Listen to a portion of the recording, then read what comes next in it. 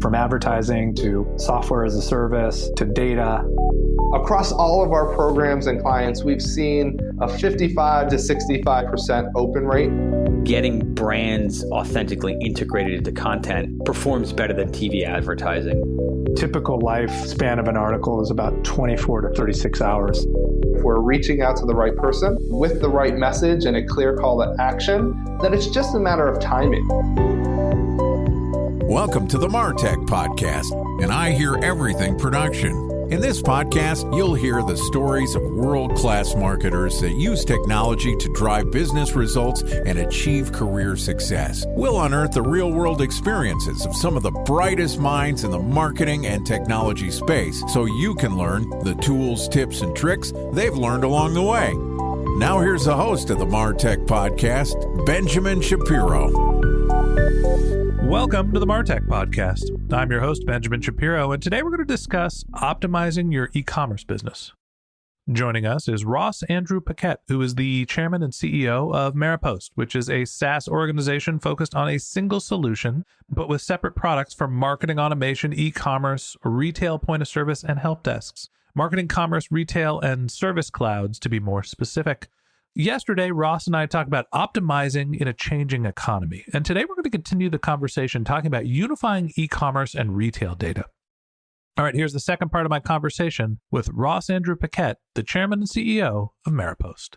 Ross, welcome back to the Martech Podcast. Hey, thanks for having me again. Excited to have you back on the show and to continue our conversation where yesterday we talked about how to deal with a changing economy. You have to understand what your leading indicators are to make sure that you have your pulse on what's happening. You have to have a sound platform to operate on, whether it is point solutions or a platform like Maropost to be able to understand your data. And then you have to have an idea of what marketing channels you should rely on, but also keep some powder in the chamber. Talk to me a little bit about that last part there. How do you figure out what to do as the marketing channels are changing? How do you think about allocating your budget and making sure you have enough reserve to figure out where to focus and when to shoot? I mean, what we were talking about yesterday in regards to the lack of innovation or the lack of any kind of new channel from a customer acquisition or revenue growth perspective, in that we're really just making the same channels that we have today more efficient. And I do believe that the most successful companies are at least thinking about what is coming next, even if we're not too sure what those next channels are going to be or what shifts we're going to see with the platforms that are available to us today. Kind of as you mentioned, where is TikTok heading next? Where is Instagram heading next? Where are the meta platforms heading next? I do think those are still going to be very prominent, but a strong e-commerce and retailer really has to be thinking about there's going to be something new sooner than later. There just kind of has to be at this point. There's going to be something new eventually. It seems like generative AI is helping us become more efficient in content production, but the underlying places where consumers are converting seems to be the same. And I want to talk a little bit about that today. It seems like what is old is new again. We're optimizing similar marketing channels, if not the same one, to drive e-commerce. Most of it has been focused on social media advertising. We're seeing influencers, and that leads us into things like YouTube and podcasts and all sorts of other fun content channels that have popped up, but primarily the same thing in terms of the e-commerce owner's eyes. What seems to have changed is we were really focused on traditional retail up until the last 20 years or so, and all of a sudden we had this huge explosion in e-commerce, and then all of the retail stuff went away for like 2 years in COVID, and now I'm not sure whether e-commerce is the primary focus, whether retail is coming back. Where do we stand with this rebalancing of feet in stores as opposed to eyes on screens? One of the stronger data points that's come out in the last 6 to 12 months has been the resurgence of retail, which is pretty obvious, right? I mean, people have been, as you said, and especially in North America, stuck in their homes, not able to effectively appreciate what they did previously in terms of the retail channel. Maropost being both retail and e-commerce, we do see a significant resurgence, obviously after COVID, but certainly even continual from now and a decrease percentage-wise on the e-commerce channel. I mean, and what we're seeing in a lot of cases is not people going and opening up 4, 5, 10 plus locations by any means, unless they're a relative larger scale operation. but we are certainly seeing the 1 to 2 store retailer pop up from what was their core e-commerce business. And naturally vice versa, right? If you weren't digital within 30 to 60 days when COVID came around, you don't have a business anymore. So you're definitely seeing that revenue increase if you're looking at it from a e-commerce to multi-store view. But now when we're looking at it, we're definitely seeing that surprisingly come back from a retail perspective. Which creates all sorts of complexity, again, for marketers. For a minute there, it was really easy for us. Everything was e-commerce. Everything is trackable. I know if I put money into a channel, I can see it on my website, hopefully track. Let's talk a little bit about unifying your e-commerce and retail data. Seems like that's always the holy grail for these omni-channel e-commerce store owners. I've had this conversation a few times. How has it changed over the last few years of, great, I am marketing for people to buy my product and hopefully driving them to a website, but they might show up at my store. How do I track efficiency? Yeah, absolutely. So, the atypical ways of customer profiles and credit card data in terms of that being attached to said profile when you're purchasing have become very prominent. Maropost does this as well, mind you, but certainly able to marry both sides of that profile. So that's obviously the number one key component. Outside of that, you're looking at the different sort of retail buying tools that are coming out. I'll give you a good example. We have a partner in some technology that Maropost has developed where the customer goes in with their phone, takes a scan of the product they want to buy, charges it automatically to their credit card, grabs a bag and leaves the store. Very much like automated checkout from a grocery perspective. This will take over from a retail aspect.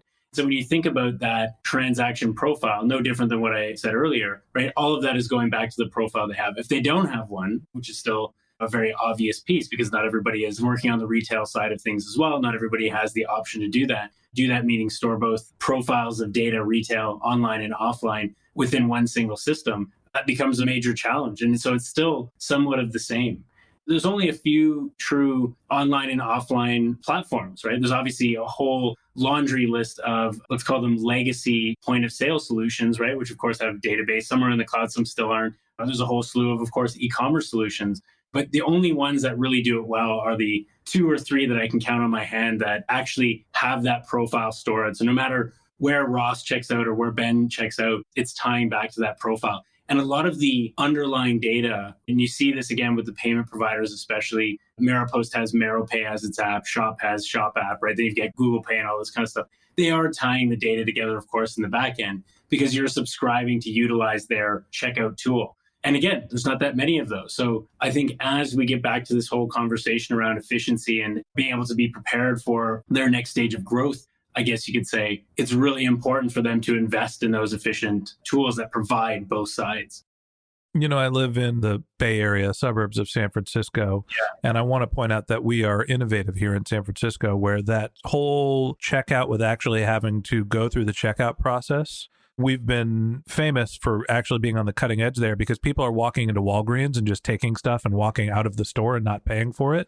And unfortunately, there's no technology behind that. They're just actually stealing less than $800 worth of goods and the police don't chase after them. Cutting edge here in the suburbs of San Francisco.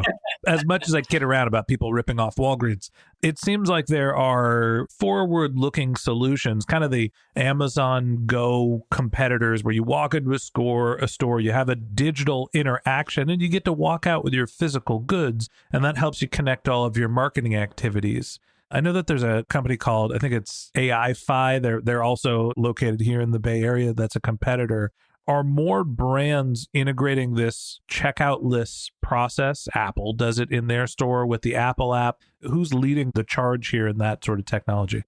Of course, from a back-end technology perspective, I can only speak to Maropost for the most part, but there's a difference. Like you mentioned Amazon Go, that's a perfect example, right? But that is way more advanced. Going into Walgreens and running out with a bunch of stuff is a little bit different than going into Lululemon. So I think the capabilities that will be provided to the average retailer will be more in line of what you said, right? You're using the app or one app at least to utilize across most of your retailers to go in, scan whether it's a QR code or barcode or what have you, and that's adding it to the cart. And then when you leave, it just charges your credit card, which is obviously also on the app. It's not using facial recognition and weight of the grocery bag that you might be carrying and all this stuff that Amazon Go is doing such a great job with, which I do think is going to be valuable, especially in the cases that you're describing where theft is a much larger issue. Let's actually talk about that, because in unifying your e-commerce and retail data, if you're going without a checkout process, it seems like that breakage, that theft is something that becomes a little bit, let's call it, less frictionless. It's going to be easier for people to just grab something and run out of the store. That's what I never understood about this sort of checkout-less checkout is how do you make sure you're actually billing people for the stuff they're walking out with?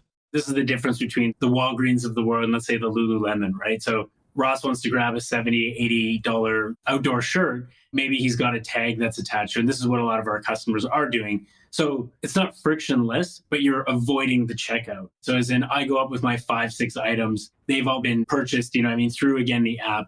I can now remove the tag so I can walk out the door. And of course, I can still do that, but I'd be running out the door. So a little bit of a different approach that is being taken. But I do think the retailers are also factoring in that theft or that theft percentage or that dollar amount too. And Amazon had a whole report that came out when they were, and they've been reviewing all of the data from Go around, okay, well, theft did go up a little bit, but our cost savings by having this automated self-checkout process was down to 200% in terms of our cost base. All right, so maybe there's some cost efficiencies when it comes to letting people rip off the store, but not every brand is going to integrate these sort of advanced technologies that allow you to walk in and sort of conduct your own purchase. So what are some of the other ways that non-bleeding edge technology companies are unifying their e-commerce and retail data to maximize their marketing efforts? For obvious reasons, this goes back to what we were talking about yesterday around that efficiency of data, right? So if I talk to any 50, 100 million, I realize that's maybe a bit of a larger scale here, but 100 million revenue, mid-market, e-commerce and retailer, they're going to talk to me about, they have a data warehouse that's plugged into their analytics platform, and they've got their email marketing automation, ad platform, et cetera, all plugged into that. This is like hundreds of thousands, if not millions of dollars from an implementation perspective. So it's not really a scalable model to provide people with that option. And that's really the only option that's out there, as let's call it as it is today. So even if I want Shopify, I do not get a single solution that unifies all of the data that allows me to leverage that for market. I need another platform to do that. And the data and the analytics that I have is limited, right, to what those tools want to provide. So ironically, that's what we provided at Maropost. I don't want to keep coming back to that, but it's okay. You can talk about your company and your experience. It's fine. Well, that's a big piece of what we were striving or have been striving towards is how do we create the command center for the Ben and Ross and so on of the world who are running an e-commerce business to remove a lot of that human capital cost from the day-to-day operation of the business or the day-to-day execution on campaigns or the day-to-day aggregation of data and analytics, and then allow you to focus those dollars to the things we were talking about yesterday, right? What are all the marketing channels that we want to, one, put our dollars towards today and have the highest return from a customer acquisition perspective? And two, how do we want to ensure that our business is set up for the economic trials and tribulations we're going through? And then three, after all of that, have enough money left over to when we're hitting this next stage of real commercial growth, which is not where we are today, as we were talking about earlier, in terms of the downturn. It's one of those holy grail conversations for all e-commerce companies that you're conducting marketing activities that are increasingly becoming online activities. You're building your brand through social media, through influence, right? There's all sorts of other podcasts, YouTube, getting in front of your consumers wherever they are, but it's in mostly a digital format. But half the time you're trying to drive them into a physical store. So understanding their location, understanding who they are, understanding the data they collect when they actually conduct a purchase becomes less of a marketing challenge and more of an analytics challenge as well. And that's why companies like Maropost are making it easier for not only marketers, but everybody in e-commerce to understand if their marketing dollars are actually converting into revenue. Ross, any last words on other tips for companies that are trying to unify their e-commerce and retail data or make sense of whether they should be marketing online or offline? Find the right partner, but making sure that you're setting the business up to be as lean as possible for these difficulties that we've been talking about and that we're going to be going through for the next little while.